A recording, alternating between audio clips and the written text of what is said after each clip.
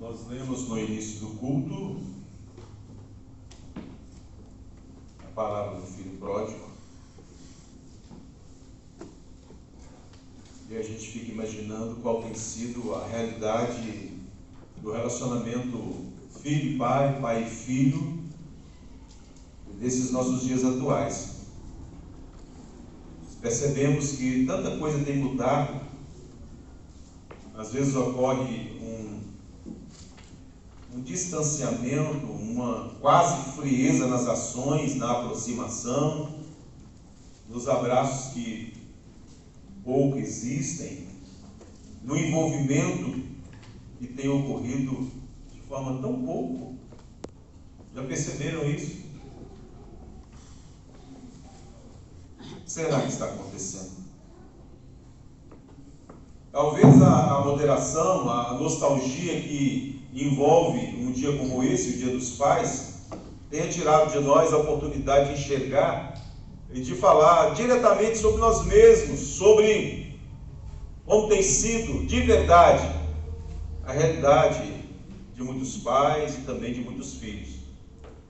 Certamente, talvez por isso que não falamos ou percebemos que há tantas situações dentro dessa parábola do filho pródigo tem ficado encoberto porque nós não queremos falar sobre essas ações, essas situações dentro da parábola. Nós gostamos da parte boa, da parte que nos toca. E muita coisa que devia tocar o nosso coração não tem tocado porque a gente deixa de lado, a gente não quer falar, a gente não quer viver, a gente prefere viver como que enganado, ou como que enganando. Talvez a ênfase que é dada ao personagem filho, o pródigo da parábola, tem tirado de nós a oportunidade de pensar sobre o pai. Pensar um pouco mais sobre o pai.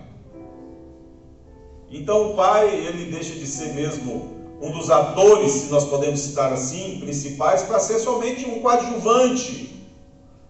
Aquele que a gente percebe bem pouco sobre ele, o que ele sente, as ações que ele teve. E eu queria convidar você para pensar então um pouco mais sobre o pai do filho pródigo. Como fazia todos os dias, aquele pai caminhava da sua casa para uma pequena colina que havia ali perto. Lá naquela colina ele podia olhar a estrada e ele podia enxergar por vários quilômetros aquela estrada quase que sem fim. Lá de cima a visão era muito boa e ele conseguia enxergar longe.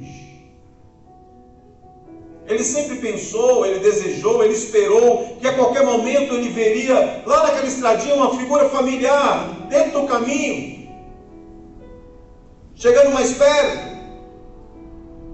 Era aquilo que estava dentro do coração dele. Porque ver o filho partir foi um dos momentos mais difíceis para aquele pai, pois ele sabia que o seu filho não estava preparado para a vida que ele havia escolhido. Gastaram dinheiro, se envolver em situações que davam prazer. Mas no fundo o pai sabia, olha, ele não vai dar conta disso. Mas era o que o filho queria, era o que o filho escolheu, e o filho não ouvia mais o pai. Ele já estava fechado o desejo que ardia dentro do coração.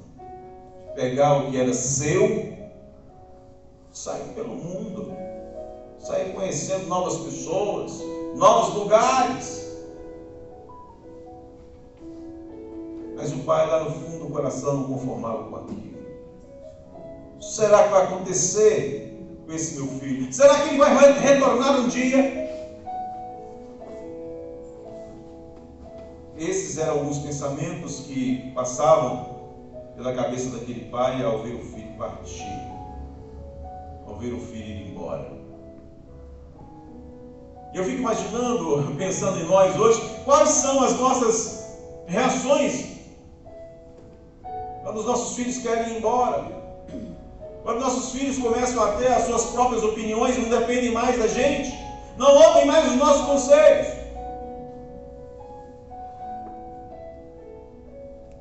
E às vezes nós até tentamos lutar contra o desejo que existe no coração deles, mas eles já estão prontos para deixar a nossa casa. E nós ficamos com aquele medo, com aquela dor no coração. Será? O que vai ser? Será que ele vai sofrer? E quantos pais têm os seus filhos longe e ficam imaginando, será que ele comeu hoje?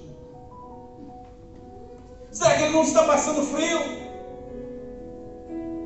Quais são as pessoas com as quais ele está se envolvendo? São preocupações de pais, de mães, é claro, também. E o pai do filho pródigo, ele não foi diferente. Na mente e no coração dele também passavam esses pensamentos, esses medos que nós temos.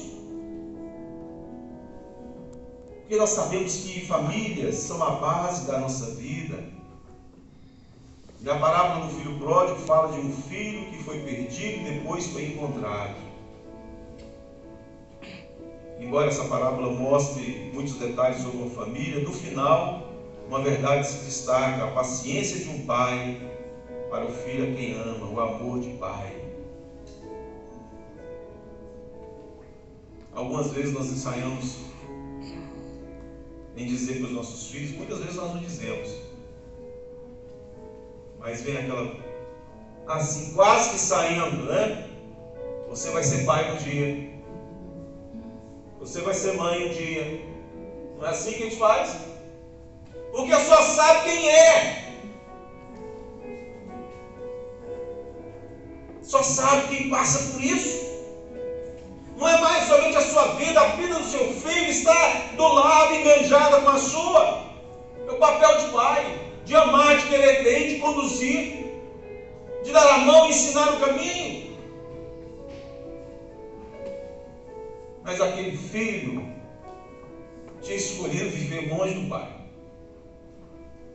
Não queria mais o cuidado do velho. Não queria mais o acompanhamento daquele pai. As relações de pai e filho são bonitas de se ver, claro, mas também às vezes são complexas. Será que o filho deixou emocionalmente a casa muito antes de sair fisicamente pela porta? Será que quando ele tomou a decisão de ir embora, já não havia instalado ali toda uma dificuldade no relacionamento com o irmão, com o pai, com a mãe? Não cita a mãe, mas claro, pode muito bem ter a mãe também. Porque a Bíblia fala muito da questão masculina do homem, talvez não colocou a mãe aqui no texto. Mas é uma família. Então há essa possibilidade. Quantas vezes, quando a decisão chega, porque já não está tão bem a situação entre pai e filho, e a gente fica perguntando como é que está o relacionamento, né? De nós pais com os nossos filhos, de mães com seus filhos. Será que já não está conturbado? Será que já não está sem proximidade, sem atenção? Será que aquela mãe, ela também não permitiu que o marido fosse pai daqueles filhos? Porque às vezes a mulher também assume isso, né? Cuida tanto, está tão próximo que o pai é somente aquele que provê, que põe o dinheiro na casa, que faz a feira, que paga as contas. Mas o relacionamento não é tão próximo porque a mãe assume tudo.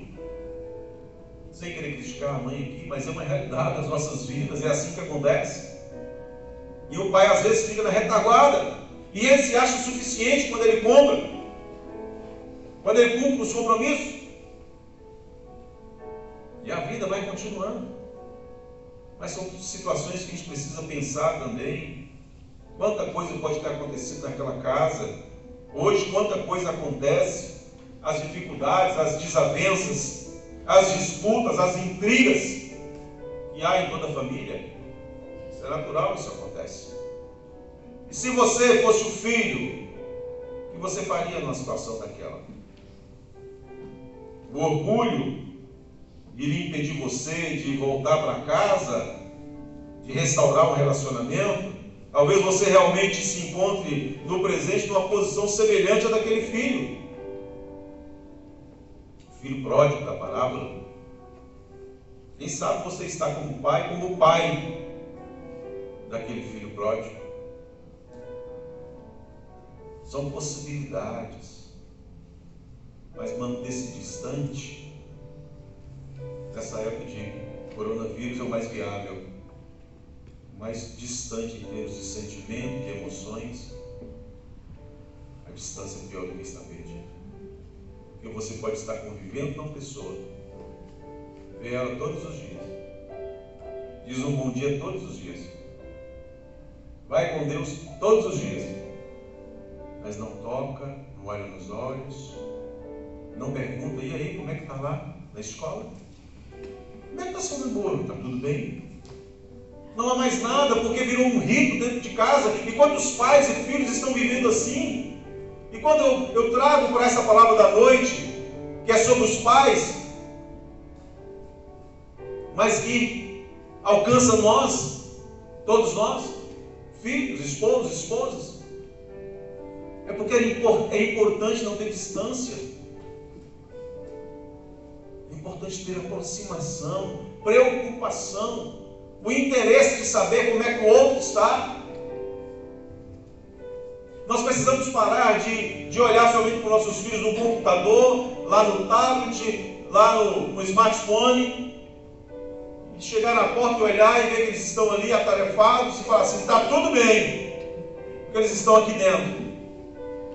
Na verdade, nós vivemos isolados dentro das nossas casas, e às vezes como pais nós fazemos isso demais, porque como pais, o estar perto para nós já basta. Não está envolvido com drogas, não está envolvido com pessoas de má índole, não está fazendo nenhuma besteira, e nós nos sentimos seguros, e os nossos filhos e o nosso coração também vazio de aproximação, de sentimento, de viver o melhor da vida dos relacionamentos. Quanta coisa nós precisamos pensar, quantas situações nós podemos perceber na parábola do filho pródigo, para tentar entender o que aconteceu ali. Cultivar o silêncio é como estar morto. Já perceberam que durante um dia, às vezes, nós trocamos 10, 20 palavras com os nossos filhos? Eles saem de manhã para trabalhar. Às vezes ele volta do almoço e está tirando um cochilo.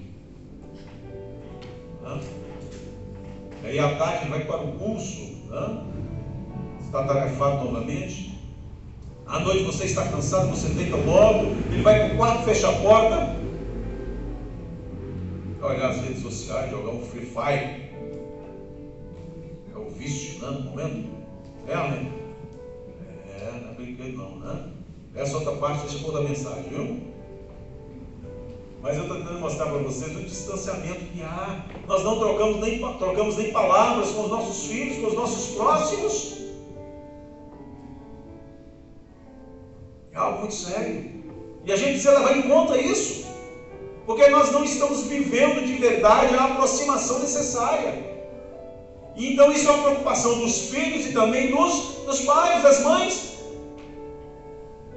Preciso pensar um pouco mais, porque senão nós vamos continuar vazios, nós não vamos abençoar a vida uns dos outros, e nós vamos continuar vivendo no silêncio. Mas aquele filho, ele caiu em si, o filho perdido, ele convencido do seu erro, ele decide voltar onde tudo começou, e a sua volta não foi motivada unicamente pela necessidade, mas ele sabia que havia um amor de pai aguardando ele. Ele estava passando dificuldade, fome até, mas ele sentia falta também do amor do pai, daquele olhar, quem sabe, cheio de lágrimas, dizendo: você é meu filho, vem para cá, para debaixo do meu braço, deixa eu abraçar você, deixa eu sentir você. Aquele filho sentia falta disso também. Ele não volta pelas benesses que ele poderia usufruir, porque o pai podia lhe dar dessas benesses, mas ele volta pela comunhão que ele tinha com a sua família, pelo amor que o pai tinha por ele, pelo amor que ele tinha pelo pai. Aquele pai é como cheio de graça. Nós erramos, distanciamos, pecamos, voltamos todo ralado, todo machucado, todo ferido. E o Pai Eterno, com a graça que lhe é peculiar, abre os braços e fala: vem, vem.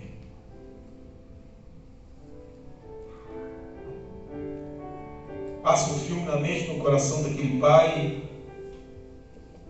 A visão do pai era aquela que ele não enxergava somente o filho, ele via todas as fragilidades que havia na vida do filho, todas as lutas que ele estava passando, por falta do filho em casa, as desvantagens que é ser pai e ter um filho ausente, a dor, o medo. Com certeza aquele pai lembrava das noites mal dormidas, dos belos sonhos que ele tinha e poderiam se tornar realidade com um filho próximo, crescendo, desenvolvendo, casando, dando netos. Sonho de pai, sonho de todo pai, família, ver a prole crescendo, desenvolvendo. E nós precisamos enxergar os nossos filhos, mesmo que eles estejam longe. Nós precisamos olhar para eles e ministrar aprovação pelo que são e não por aquilo que fazem, porque eles são os nossos filhos, são herança do Senhor.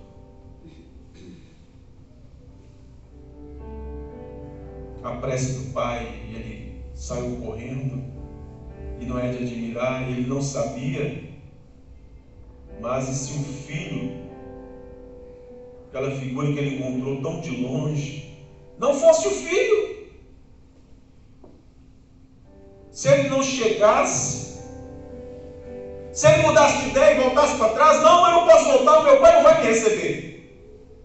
Quem sabe o coração batendo a 1000 por hora, com vontade de ver o pai, de chegar em casa, mas com medo de ser rejeitado por aquilo que ele fez, da posição que ele assumiu, do desprezo que de certa maneira ele teve pelo pai, da falta de consideração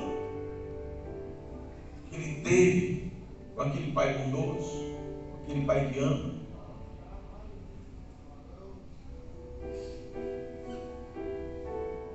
Nós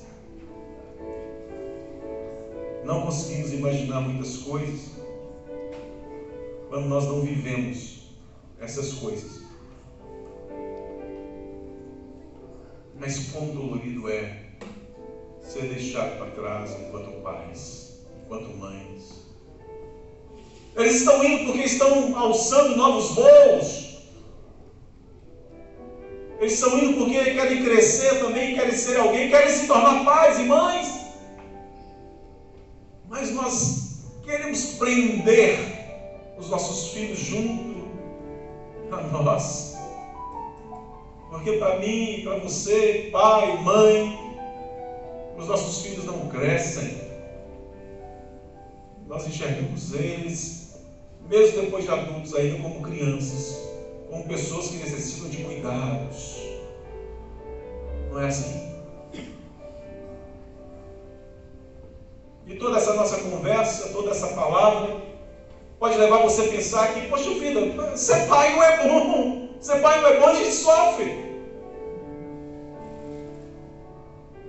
Mas ser pai é muito bom. Ser mãe é muito bom. É maravilhoso, é algo de Deus. Eu acho que é por isso que nós passamos por todas essas adversidades, tristezas, alegrias também, conquistas. E nós somos pais. E quem ainda não é, quer ser. Porque ser pai é muito bom. É dádiva de Deus. Aquele homem estava com medo porque algo poderia atingir o seu filho. E ele sai correndo. Ele sai correndo. E quando ele estava longe ainda, ele percebeu que era o filho mesmo. Ele correu ainda mais. E ele foi ao encontro do filho. Ele chegou e pulou no pescoço do filho, foi um pulo trocado, duas pessoas se encontrando, se abraçando, lágrimas rolando. E no primeiro momento as palavras não saíram, porque havia muita emoção naquela situação. O reencontro de alguém que foi embora, com alguém que ficou com o coração apertado, um pai doído, dolorido, pela dor daquilo que foi. E há tanto significado naquele beijo, naquele abraço. Há amor, há compaixão, há perdão. Sem nenhuma palavra já havia perdão.